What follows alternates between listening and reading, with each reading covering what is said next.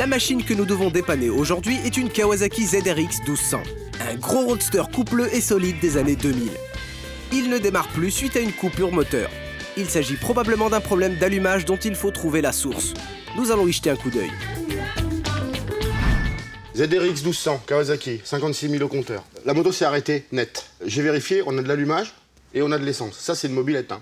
C'est-à-dire? Bah, t'as de l'essence, t'as de l'allumage, normalement, ça fonctionne. Hein. À ZRX... Ah, il n'y a pas d'électronique, tu veux plus dire? Simple que ça, il n'y a rien. Faut trouver pourquoi elle s'est arrêtée, net. D'accord. Ni plus, ni moins. Pour se faire un peu de place, on retire la selle, le réservoir et les caches latéraux.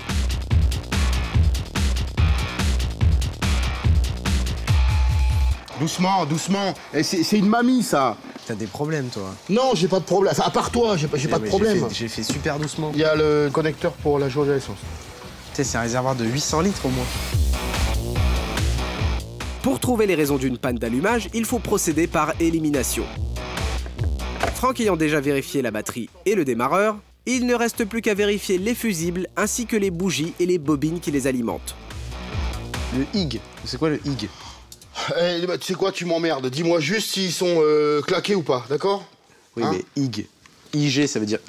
Ignition. Ignition. Putain, l'autre, il s'amuse, c'est l'autre. L'autre, il joue, c'est un jeu. Moi, je fais ça pour gagner ma vie et l'autre, il s'amuse, regarde. Mais je te rappelle que je suis pas payé. Bah, il manquerait plus que ça. Le turn est OK. Le fan est OK. Et le plus important, le spare. C'est quoi le spare? Le spare, il sert à rien. Putain, c'est celui pour nous dépanner. Ah, c'est celui qui est en plus? Ouais. Alors moi, mes trucs, c'est bon. Et toi, alors? Bah, j'ai plein d'huile dans 3 des puits de bougie. D'accord. Là-dedans, ça doit être sec. Tout autour, il y a de l'huile. L'huile ne doit pas aller dans le puits de bougie. Sauf que là, les joints, ils ont pété. Et il y en a 3 qui ont pété.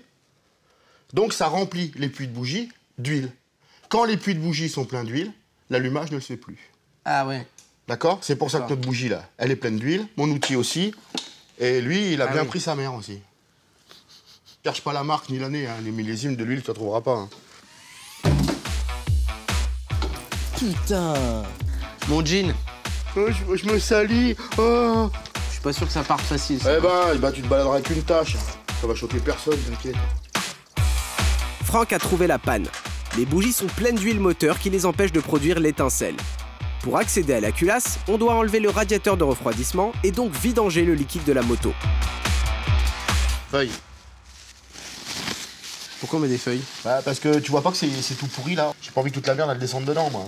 Et en termes techniques, ça donne quoi? Bon, rien, hein, que tu mélanges des cailloux dans un moteur que ça peut bien foutre avec des pièces en mouvement. Pas grave. Qu'est-ce qu'on s'en fout, hein?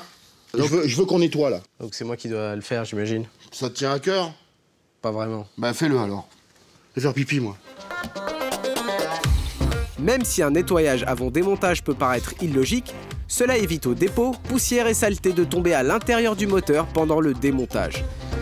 Dis donc, c'était pas la petite commission, là? Hein? Donc maintenant, on enlève les vis de couvre-arbre. Les chromés, là. Ces vis-là. Ces vis-là. Je peux avoir des gants? Ah, tu vas me saouler longtemps avec tes gants, là?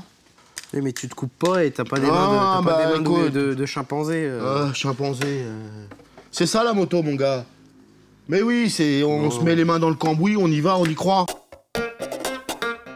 Le couvre-culasse tient par quelques vis. Une fois enlevé, on aura accès à nos joints défectueux.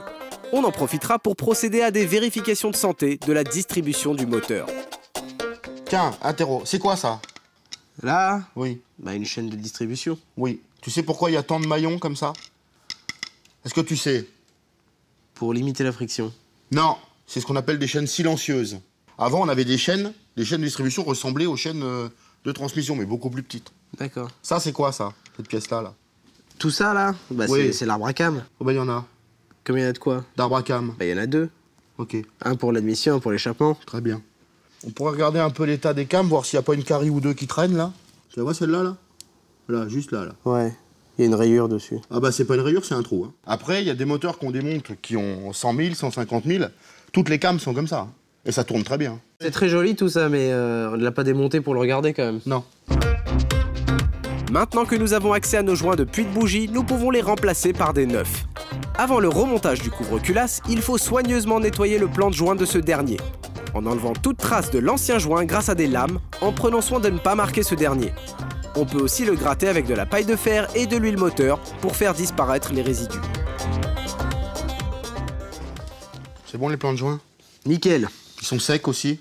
Oui. Sûr? De toute façon, je vais vite le savoir, hein, parce que quand on pose la pâte et que tu as laissé de l'huile, la pâte à joint, si c'est mal dégraissé, là, on n'y arrive pas.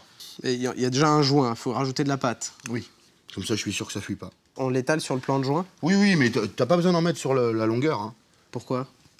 Parce que quand ça fuit, c'est aux angles, toujours. Ah, ça fuit jamais...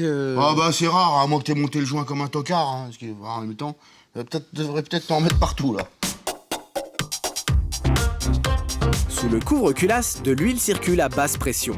Pour éviter toute fuite d'huile, il faut être appliqué lors de la pose du joint caoutchouc et ajouter une infime couche de pâte à joint sur le plan de joint. Puis on renferme le tout en prenant soin de serrer au couple de serrage prescrit. On va mettre un petit peu de graisse cuivrée sur le filetage.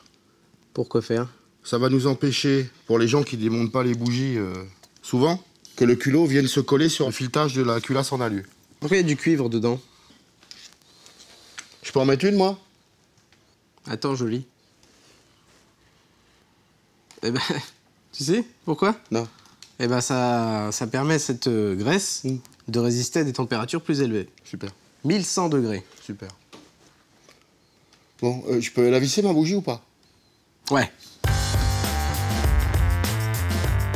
Non, mais pas trop, hein. Juste un petit peu, ça suffit. On remet les bougies en place. On remet en eau le moteur qu'on avait vidangé au départ. Je te gêne pas, là, Boulet? Bon, un peu, mais bon, je suis avec. Puis on perfuse la moto avec du carburant afin de faire tourner le moteur. Il y a mes mecs qui est perfusé, on va pouvoir... C'est un peu une maison de retraite, en fait, ici. Il y a toi, il y a elle, enfin bon.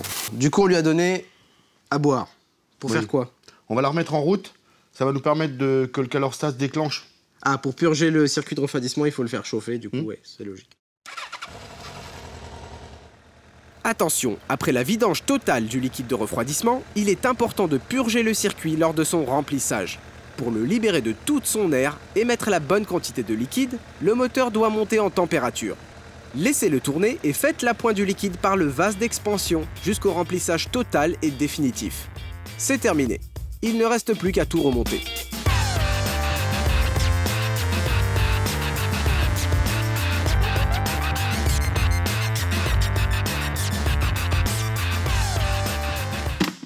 Tac.